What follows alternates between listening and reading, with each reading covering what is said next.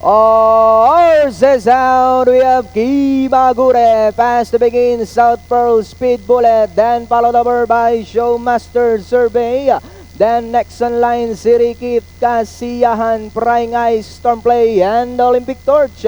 Into the turn they go, we have South Pearl by Avaralenka. A Speed Bullet is down on the inside while watching them in third is Kimagure. Then followed over by Kasiyahan, moving up on the outside, Survey, Showmaster. Down on the inside, Sirikit, next in line, Prying Eyes, Stormplay, second last, and the Olympic Torch. South Pearl by Oralenka and Hapa. Kimagure in second, Speed Bullet is by Drell, then followed by Kasiyahan. Showmaster, Survey, down on the inside, Sirikita. South Pearl by about 2 lengths. Speed Bullet remains in second. Kimagure is on the outside third. Kasiyahan, Survey, and Sirikita.